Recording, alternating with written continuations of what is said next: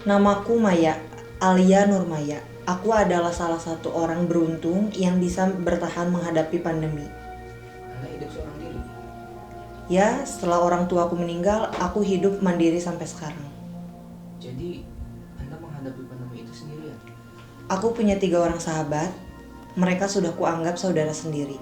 Selama masa pandemi, kami selalu saling support dan saling menguatkan satu sama lain. Coba ceritakan bagaimana kalian menghadapi pandemi itu.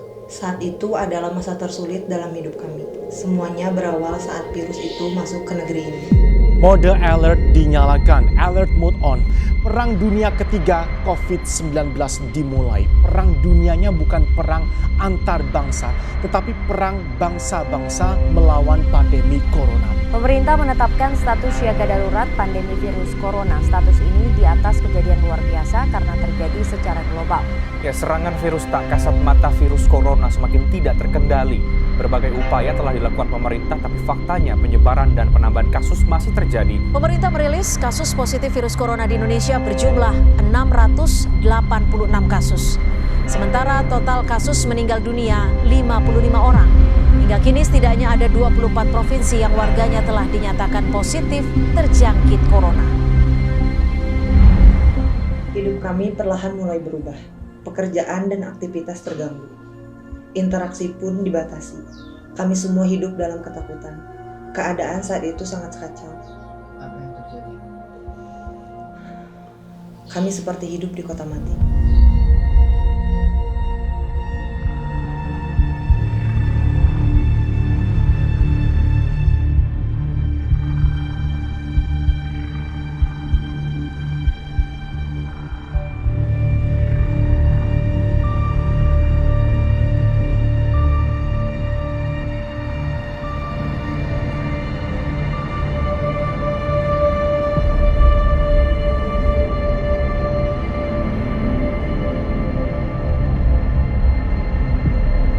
Saudara, perlahan namun kian nyata, COVID-19 menyebabkan banyak orang jadi pengangguran.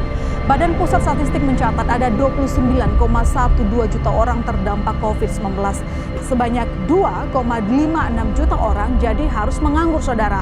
Ada pula yang tak bekerja sementara dan tergolong bukan angkatan kerja karena COVID-19. Nah, di saat jumlah angkatan kerja kita meningkat di tahun ini, sebaliknya pengangguran justru semakin tinggi.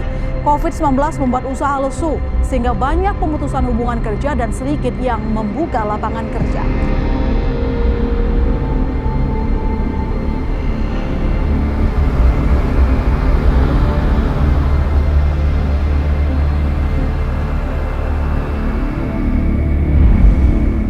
Pemerintah mengkampanyekan untuk belajar, beribadah, dan bekerja di rumah. Namun bagi sebagian orang, hal tersebut sulit untuk dilakukan. Banyak orang yang termasuk kami yang kehilangan pekerjaan, sebuah keadaan yang tak pernah terbayangkan sebelumnya. Apa yang kalian lakukan dan bagaimana kalian bisa bertahan?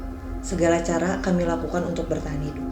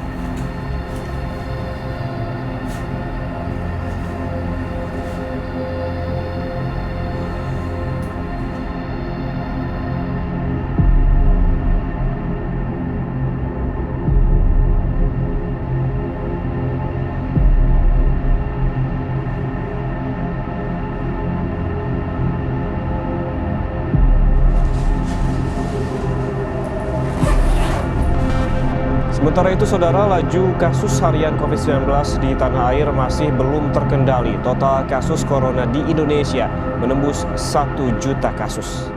Dalam keadaan seperti itu, mungkin bukan cuma fisik, tapi kesehatan mental pun bisa terganggu. Ya, tentu saja. Makanya dalam keadaan terpuruk, kami saling menguatkan dan menyemangati satu sama lain.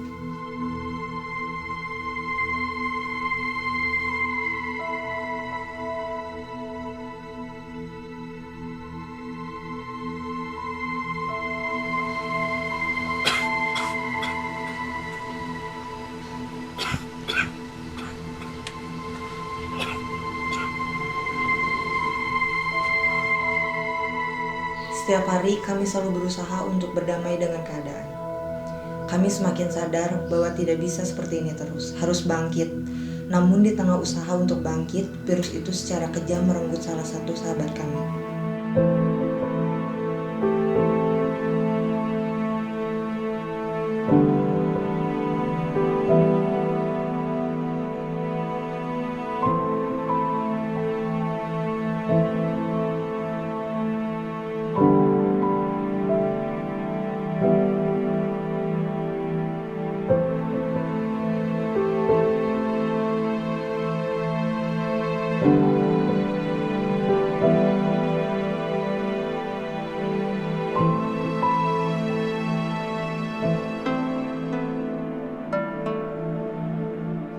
Pukulan telak dan menyakitkan kehilangan sahabat di masa sulit seperti ini. Korban terus berjatuhan, terkena virus ataupun kelaparan tak bisa makan. Kami mulai putus asa dan berpikir kapan pandemi ini akan berakhir dan sampai kapan kami bisa bertahan. Lalu, bagaimana kalian bisa melewati semua itu? Ikhtiar. Kami berdoa, memohon untuk dikuatkan dan diberikan jalan. Memanfaatkan peluang memperbaiki keadaan.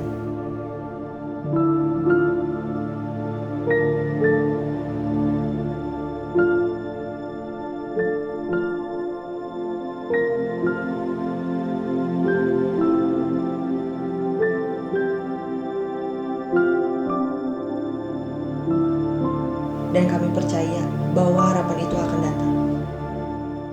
Segala daya upaya telah kami lakukan untuk bertahan hidup. Ikhtiar berharap kebesaran yang Maha Kuasa, sampai akhirnya harapan itu datang ketika vaksin ditemukan. Saya ingin menyampaikan satu kabar baik bahwa hari ini pemerintah sudah menerima 1,2 juta dosis vaksin COVID-19. Meski vaksin sudah ada, kita tetap harus disiplin menjalankan protokol kesehatan, tetap disiplin 3M, memakai masker, menjaga jarak, mencuci tangan, selalu harus terus kita lakukan. Semoga Tuhan Yang Maha Esa memberkahi kita semua untuk bisa melewati ujian wabah ini.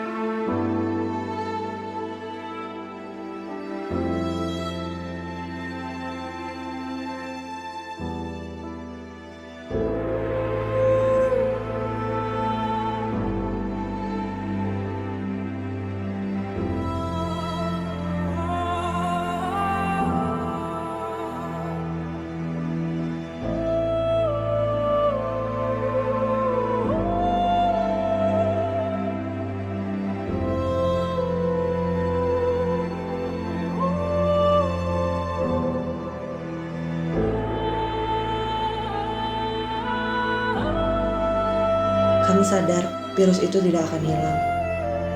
Namun inilah awal dari kehidupan yang baru. Pandemi ini telah melahirkan manusia yang mengerti arti kesabaran.